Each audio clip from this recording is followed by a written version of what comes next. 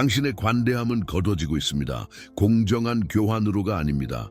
되돌아오는 선물로서도 아닙니다. 마치 당신이 씨를 뿌리고 다른 사람들이 끝없이 수확하는 밭처럼 왜인지도 모른 채 공허함을 느낄 때까지 말입니다. 그리고 아무도 당신에게 말해주지 않는 진실이 있습니다. 영적 각성 중에 당신은 표적이 됩니다. 커져가는 당신의 연민, 피어나는 당신의 공감 능력, 의미를 찾는 당신의 노력, 이 모든 것이 당신을 먹이로 만듭니다. 왜냐하면 당신이 주는 법을 배우는 동안 이미 빼앗는 기술을 마스터한 사람들이 있기 때문입니다. 심리학은 인간 포식자에 대한 불편한 진실을 우리에게 드러냅니다. 그들은 사냥하지 않습니다. 그들은 감지합니다. 두려움의 냄새를 맡는 동물처럼 그들은 당신의 개방성, 당신의 피어나는 친절함, 보호받지 못한 당신의 마음을 알아차립니다. 그리고 폭력으로가 아니라 필요함으로 다가옵니다. 이야기들을 가지고, 계산된 취약함을 가지고 말입니다. 오늘 당신은 주는 자와 빼앗는 자 사이의 역학 관계를 이해하게 될 것입니다. 냉소적이 되기 위함이 아닙니다. 대부분의 각성하는 사람들에게 부족한 것을 개발하기 위함입니다. 분별력. 당신의 빛을 받을 자격이 있는 사람과 단지 그것을 고갈시키고 있는 사람을 볼 수 있는 능력 말입니다. 주는 자부터 시작해 봅시다. 영적 각성 중에 이 사람은 누구일까요? 당신은 변화 중에 있습니다. 세상에 대한 당신의 인식이 확장되고 있습니다. 이전에는 표면만을 보던 곳에서 이제는 깊이를 알아차립니다. 이전에는 자신의 고통만을 느끼던 곳에서 이제는 타인의 고통에 공명합니다. 마치 당신의 마음이 성장했고 그와 함께 신경 쓰는 능력도 커진 것과 같습니다. 이것은 약점이 아닙니다. 이것을 분명히 해둡시다. 개방성, 커져가는 관대함, 돕고 기여하고 싶은 이 단계는 자연스러운 발전 단계입니다. 아름답습니다. 인간적입니다. 이것이 우리를 세상의 무심한 잔인함으로부터 분리시켜 줍니다. 이것을 가꿔지는 정원이라고 생각할 수 있습니다. 당신의 의도는 씨앗입니다. 당신의 연민은 물입니다. 당신의 존재는 태양입니다. 이 모든 것은 자연스럽고 필요하며 필수적입니다. 그러나 열린 정원 또한 취약합니다. 그리고 바로 이 취약성 속에 위험이 도사리고 있습니다. 왜냐하면 각성에는 시간적인 간극이 존재하기 때문입니다. 당신의 연민은 빠르게 발달합니다. 매우 빠르게 말입니다. 몇 주 또는 몇 달 만에 당신은 자기 자신에게만 집중하던 사람에서 다른 사람들의 안녕을 진정으로 걱정하는 사람으로 변할 수 있습니다. 이것은 아름다운 변화입니다. 하지만 분별력은 어떨까요? 그것은 몇 년이 걸립니다. 때로는 수십 년이 걸리기도 합니다. 진정으로 도움이 필요한 사람과 단지 당신을 이용하는 사람을 구별하는 능력, 이것은 자동으로 주어지지 않습니다. 영적인 다운로드가 아닙니다. 상처를 통해, 배신을 통해, 너무 늦게 당신이 고갈되었다는 것을 깨달음을 통해 얻어지는 지혜입니다. 그리고 바로 이 간극에서 빼앗는 자들이 활동합니다. 당신이 어떻게 신호를 보내는지 생각해 보세요.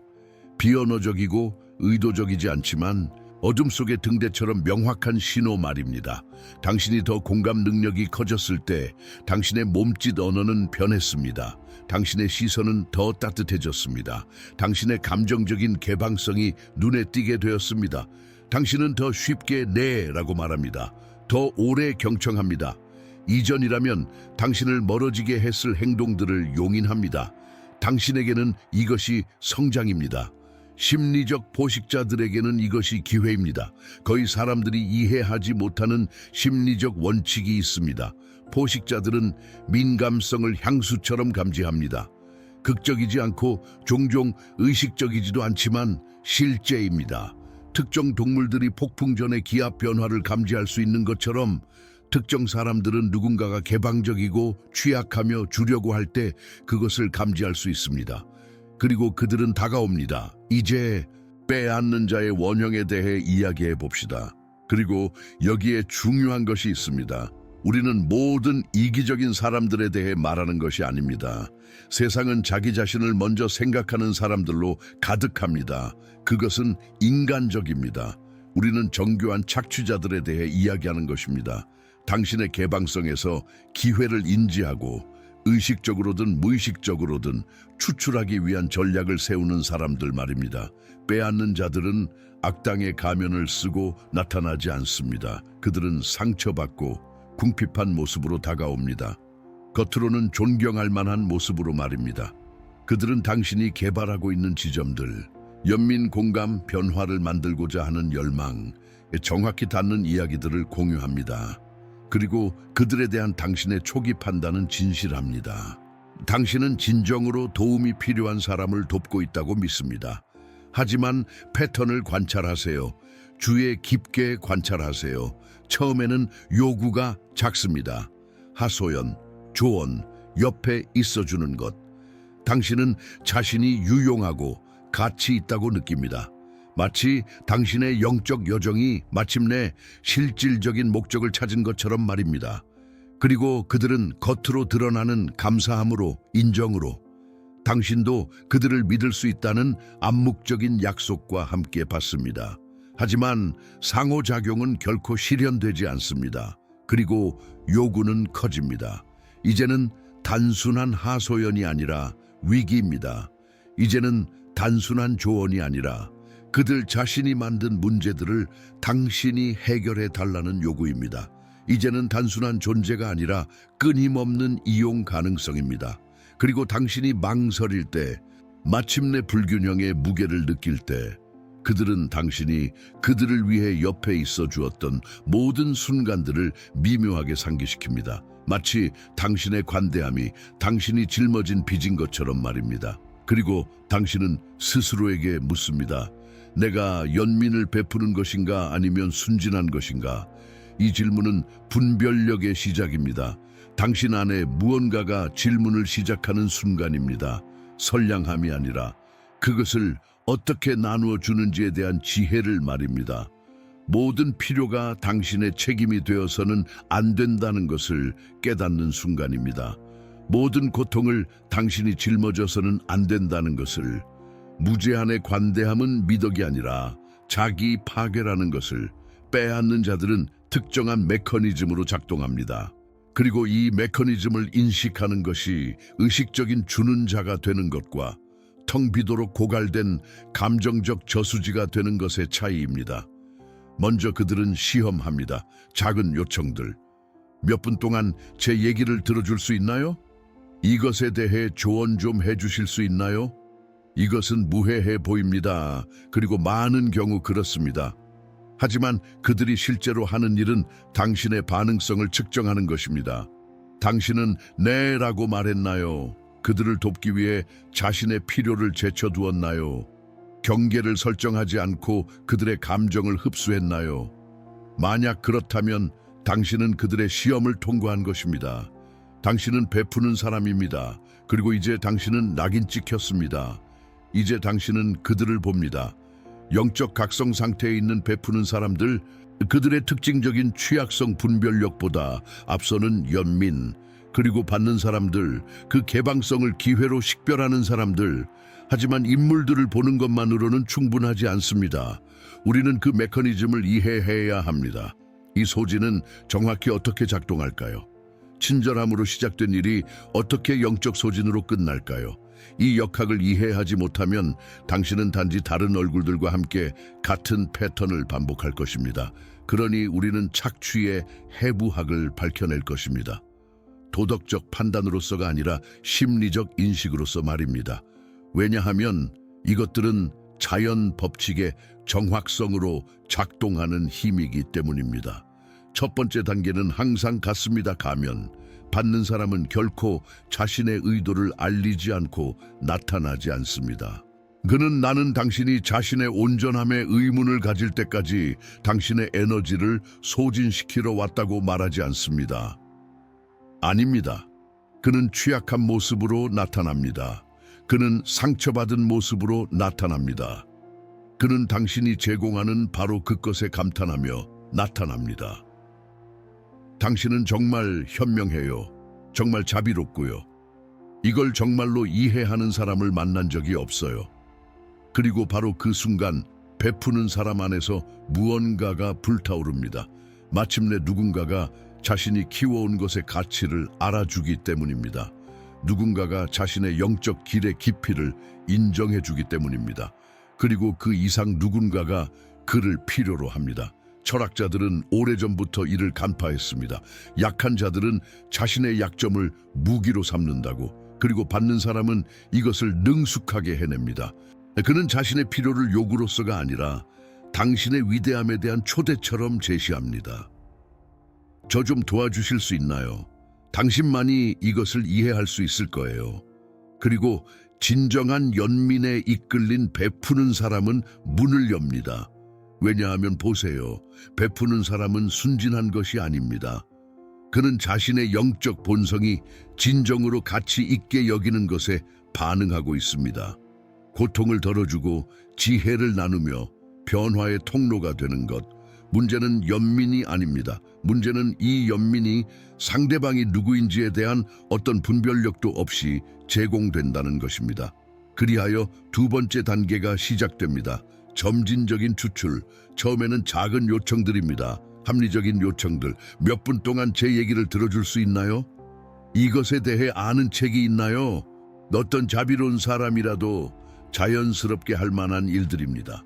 그리고 베푸는 사람은 그것들이 정말 작은 일들이기 때문에 응합니다. 하지만 그 패턴을 주시하세요. 다음 주에는 15분, 그 다음에는 30분, 그 다음에는 정말 힘들고 당신만이 나를 이해해요라며 한밤중에 연락합니다. 그 다음에는 다음 급여일까지만 일하며 돈을 빌립니다. 그 다음에는 신기하게도 결코 해결되지 않고 단지 증폭되기만 하는 문제들을 도와줍니다. 이것은 강물을 돌리는 것과 같습니다. 한 번에 하지는 않습니다. 저항이 명백할 것이기 때문입니다. 처음에는 작은 물줄기로 시작합니다. 그 다음에는 도랑을 팝니다. 그 다음에는 수로를 만듭니다. 그리고 당신이 깨달았을 때는 물줄기 전체가 방향을 바꾼 후입니다. 그리고 받는 사람은 힘을 사용할 필요가 없었습니다. 그는 단지 물이 개방된 곳으로 흐르려는 자연스러운 경향을 이용했을 뿐입니다. 그리고 여기에 이 과정에 사악한 천재성이 있습니다. 각각의 새로운 요청은 이전 요청보다 단지 약간 더 클 뿐입니다. 그래서 베푸는 사람의 마음은 이것을 침해로 기록하지 않습니다. 그것을 연속성으로 기록합니다. 이미 많이 도왔는데 지금 멈추는 건 이상할 거야. 조금만 더. 그들은 정말 나를 필요로 해. 이러한 내면에 합류하는 이 메커니즘에 있어 근본적입니다. 베푸는 사람은 강요당하는 것이 아닙니다. 그는 스스로 소진을 선택하도록 유도되고 있습니다. 그리고 이것은 패턴을 중단하기 훨씬 더 어렵게 만드는 일종의 심리적 공모를 만들어냅니다. 하지만 진정한 대가는 세 번째 단계에서 나타납니다. 죄책감 메커니즘. 왜냐하면 결국 베푸는 사람은 부담을 느끼기 시작합니다. 탈진을. 다른 사람을 지탱하는 동안 자신의 영적 삶이 질식당하는 듯한 느낌을, 그리고 아마도 처음으로 그는 아니요라고 말하는 것을 고려할 것입니다. 바로 이 순간 테이커는 기버에게 영적인 언어를 사용합니다. 저는 당신이 연민을 믿는다고 생각했어요. 만약 당신이 진정으로 진화했다면 희생을 신경 쓰지 않았을 거예요. 모든 스승들은 무소유에 대해 말하지만 당신은 당신의 편안함에 집착하고 있어요. 무슨 일이 일어났는지 보이시나요? 테이커는 기버의 영적인 가치들 연민, 무소유, 봉사를 무기 삼아 사용했습니다. 이제 경계를 세우는 것은 자기 돌봄이 아닙니다. 그것은 영적인 실패입니다. 아니요라고 말하는 것은 분별력이 아닙니다. 그것은 이기심입니다. 당신의 에너지를 보호하는 것은 지혜가 아닙니다. 그것은 인색함입니다. 그리고 기버는 이중 구속이라는 심리적 덫에 갇힙니다. 만약 그가 아니요라고 말하면 그는 자신의 영적인 원칙들을 배신한다고 느낍니다. 만약 그가 예라고 말하면 그의 각성을 죽이는 에너지 고갈이 계속됩니다. 그리고 두 가지 선택 모두 실패처럼 보입니다. 둘 다 그가 생각했던 것만큼 진화하지 못했다는 증거처럼 보입니다. 심리학자들은 우리 내면의 그림자 우리가 두려워하고 억압하는 우리 안의 부분에 대해 이야기했습니다. 그리고 영적 각성 중인 많은 기버들에게 그림자는 이기적이라는 두려움입니다. 차갑다는 두려움, 자신이 되고자 하는 것과 정반대라는 두려움입니다. 그리고 테이커는 의식적이든 무의식적이든 이 두려움을 직접 건드립니다. 그는 자기 돌봄을 영적인 실패의 증거로 만듭니다. 그리고 이것은 우리를 네 번째 단계로 이끕니다. 가스라이팅. 왜냐하면 어느 시점에서 기버는 깨어날 수 있기 때문입니다. 그는 패턴을 보기 시작할 수 있습니다. 잠깐만. 당신이 문제가 있을 때마다 제가 나타났어요. 하지만 제가 필요할 때는 당신은 바쁘네요. 이것은 상호적이지 않아요. 그리고 테이커는 진정한 분노로 반응합니다. 당신은 편집증적이에요. 저는 당신이 제공하지 않은 것을 요구한 적이 없어요. 당신은 존재하지 않는 문제들을 만들고 있어요. 그리고 여기에 함정이 있습니다. 기술적으로 그는 옳습니다. 기버는 실제로 제공했습니다. 테이커는 단지 받아들였습니다. 그렇다면 누가 비합리적일까요? 이것은 너무나 미묘한 현실 왜곡이라서 기버는 자신의 인식에 의문을 품기 시작합니다. 어쩌면 제가 너무 극적일 수도 있어요. 어쩌면 문제가 정말 저에게 있을 수도 있어요. 그리고 그가 자신을 더 의심할수록 자신의 경계를 신뢰하기는 더욱 어려워집니다. 그의 내면의 인식은 거울처럼 금이 가기 시작하여 파편화되고 혼란스러운 이미지들을 비춥니다. 그리고 당신이 이 모든 단계들을 함께 모으면, 초기 가면, 점진적인 착취, 죄책감 메커니즘, 가스라이팅, 당신은 완전한 에너지 고갈 시스템을 갖게 됩니다. 기버, 자신의 미덕을 그 자신에게 불리하게 이용하기 때문에 작동하는 시스템입니다. 하지만 아무도 말하지 않는 것이 있습니다. 이것이 만성화될 때, 이 고갈이 몇 달 또는 몇 년에 걸쳐 반복적으로 일어날 때, 그 피해는 단지 감정적인 것만이 아닙니다. 영적인 것입니다. 당신의 각성을 키워야 할 에너지 성찰, 수행, 통찰력, 통합은 이제 단지 감정적인 생존을 위해 소모되고 있습니다. 기버는 끊임없는 방어 모드로 살기 시작합니다. 다른 사람들의 위기를 끊임없이 관리할 때는 확장을 위한 공간이 없습니다. 탈진할 때까지 에너지가 고갈될 때는 초월을 위한 에너지가 없습니다. 그리고 천천히 알아차리지 못하게 각성이 멈춥니다. 그 사람이 포기했기 때문이 아닙니다. 그의 모든 생명력이 다른 곳으로 향하고 있기 때문입니다. 그리고 여기에 진짜 위험이 있습니다. 너무 늦을 때까지 아무도 보지 못하는 피해, 그 사람이 변하기 시작합니다. 그는 냉담해집니다. 냉소적이 됩니다. 다칩니다. 그는 자신의 연민들을 영적인 길로 이끌었던 아름다운 자질을 약점이라고 봅니다. 순진함이라고 봅니다. 자신의 모든 고통의 원인이라고 봅니다. 아니면 더 나쁘게 그는 완전히 경화됩니다. 아무도 더 이상 그에게 닿을 수 없을 정도로 높은 벽을 쌓습니다. 심지어 정말 중요한 사람들도요. 그는 너무나 완벽하게 자신을 보호하여 자신이 되고자 했던 것과 정반대가 됩니다. 그리고 이제 더 이상 기버는 없습니다. 단지 신뢰는 위험하고 사랑은 함정이라고 배운 사람만이 있을 뿐입니다. 이것이 걸려있는 문제입니다. 단지 지친 관계에 관한 것이 아닙니다. 그것은 영적인 길의 분기점에 관한 것입니다. 착취로 이어지는 순진함과 폐쇄로 이어지는 냉소주의 사이의 선택입니다. 그리고 이 두 가지 옵션 중 어느 것도 각성을 살아있게 하지 못합니다. 이제 당신은 에너지 고갈이 어떻게 일어나는지 이해합니다. 당신의 방어를 우회하는 가면, 불합리함을 정상화하는 점진적인 착취, 경계를 영적인 실패로 바꾸는 죄책감, 당신 자신의 인식에 대한 신뢰를 깨뜨리는 가스라이팅. 이 지식만으로도 당신은 냉담해질 수 있습니다. 당신은 다칠 수 있습니다. 하지만 세 번째 길이 있습니다. 순진함도 냉소주의도 아닌 길. 마음을 잃지 않고 각성을 보호하는 길. 연민과 분별력이 반대가 아니라 파트너인 길. 아무에게도 에너지를 제공하지 않는 사람이 되지 않으면서 누가 당신의 에너지를 받을 자격이 있는지 구별하는 방법을 배우는 길. 진정한 영적인 성숙은 연민을 제거하는 것이 아니기 때문입니다. 그것은 누구에게 연민을 베풀어야 할지 배우는 것입니다. 그리고 우리가 가장 두려워하는 것이 되지 않으면서 어떻게 그렇게 할 수 있을까요? 이것이 아무도 가르치지 않는 지혜입니다. 하지만 바로 지금 당신에게 필요한 것입니다. 그리고 방금 우리가 탐색한 이 역학이 무겁게 느껴질 수 있다는 것을 압니다. 어쩌면 당신은 자신의 삶에서 패턴을 발견했을 수도 있습니다. 당신이 연민적이고 진화하고 영적이라고 믿었음에도 불구하고 에너지가 체계적으로 고갈된 관계들 말입니다. 그리고 이제 피할 수 없는 질문이 나옵니다. 완전히 다치지 않으면서 어떻게 자신을 보호할 수 있을까요? 쉬운 표적이 되지 않으면서 어떻게 마음을 열어둘 수 있을까요? 대부분의 사람들이 완전히 혼동하는 것에 답이 있습니다. 그리고 이 혼동은 많은 사람들을 똑같이 파괴적인 두 극단 사이에서 오가게 합니다. 앞으로 나아갈 길은 대부분의 사람들이 기대하는 것이 아닙니다.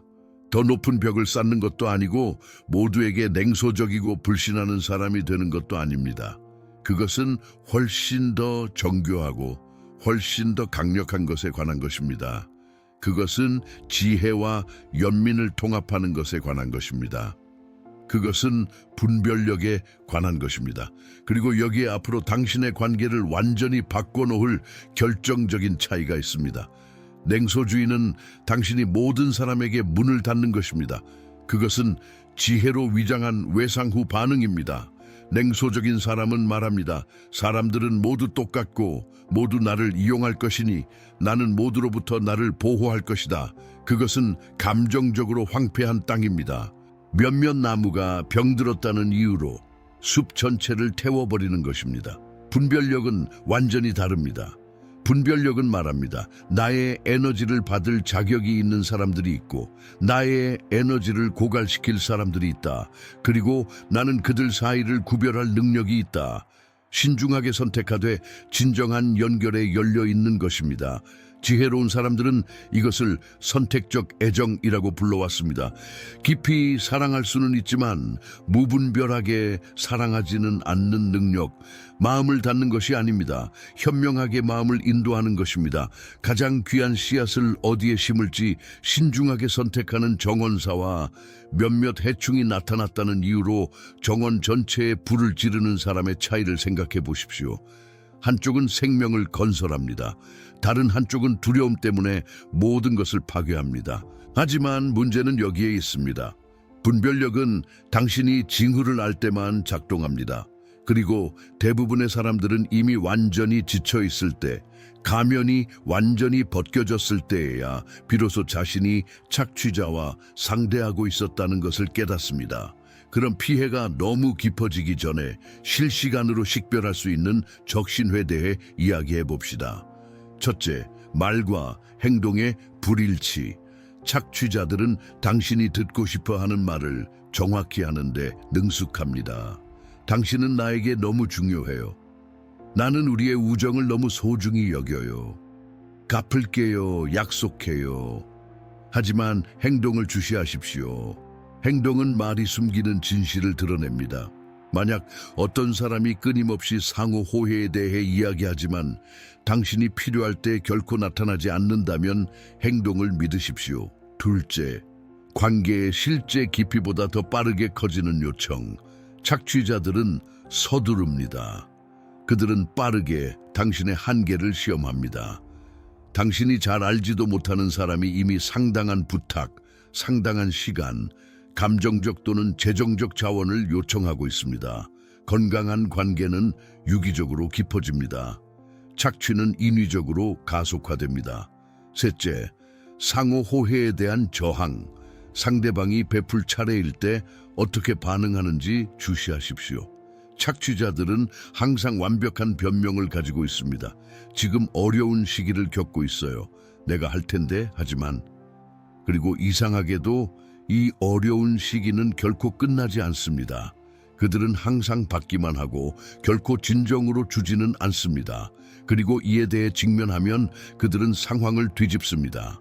나는 당신이 아무것도 기대하지 않고 주는 사람인 줄 알았는데 당신은 영적이지 않나요? 넷째, 그리고 아마도 가장 중요한 것은 교류 후의 피로감. 당신의 몸은 당신의 마음이 받아들이기 전에 압니다.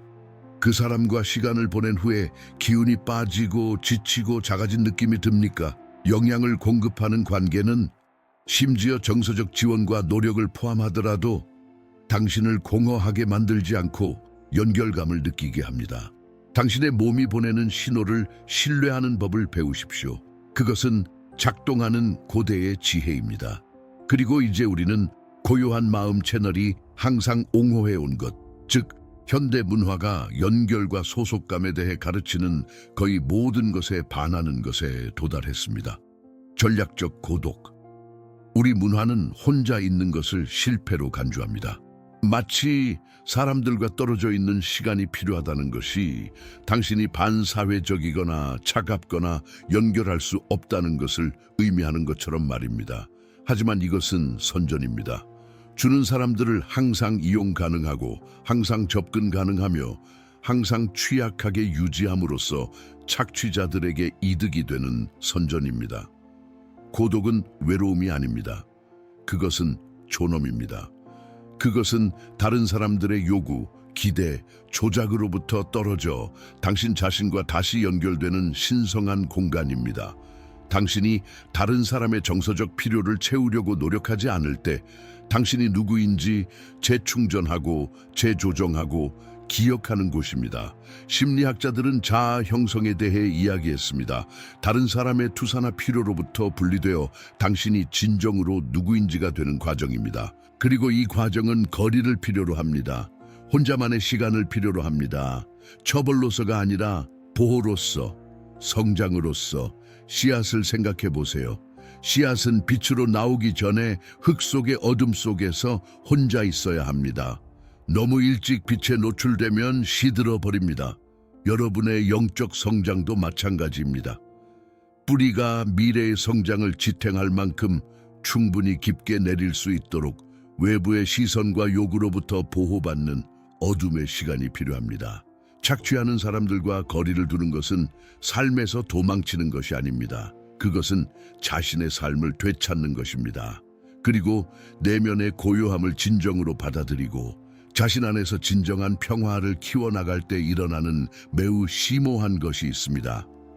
여러분은 자연스럽게 조종하는 사람들에게 덜 매력적인 사람이 됩니다. 왜냐하면 진실은 이렇습니다. 절망은 절망을 찾습니다. 혼돈은 혼돈을 먹고 삽니다. 착취하는 사람들은 자신을 필요로 하는 사람들, 아니요라고 말하기를 두려워하는 사람들, 경계를 설정하는 것에 대한 죄책감을 가진 사람들을 찾습니다. 그들은 포식자가 약점을 냄새 맡듯이 필요를 냄새 맡습니다. 하지만 여러분이 중심이 잡히고 자신과 평화로울 때, 그리고 진정으로 자신을 완성하기 위해 외부의 검증이 필요 없다고 느낄 때, 여러분은 그들의 에너지와 양립할 수 없게 됩니다. 착취하는 사람들과 싸울 필요가 없습니다. 정교한 연설이나 극적인 대립도 필요 없습니다. 여러분의 존재, 여러분 안에 구현된 평화가 자연스럽게 그들을 단념하게 만듭니다. 그것은 고요한 물과 같습니다. 모든 것을 완벽하게 반영하지만 잡을 수는 없습니다. 여러분은 그 속에서 자신의 반영을 볼 수 있지만 그것을 소유할 수는 없습니다. 이것이 바로 자연스러운 경계 역할을 하는 조용한 힘입니다. 그리고 이것은 어제 발명된 현대 심리학이 아닙니다. 이것은 수세기 동안 검증된 고대 지혜입니다. 동양의 지혜 전통은 알았고 많은 스승들이 이것을 깨달았습니다. 여러분이 진정한 내면의 평화를 소유할 때 외부의 조종은 그 힘을 잃습니다. 여러분이 그것들과 싸우기 때문이 아니라 단순히 그 주파수와 더 이상 공명하지 않기 때문입니다. 그래서 우리는 세 번째 길에 도달합니다. 우리가 처음에 열었던 딜레마를 해결하는 통합입니다.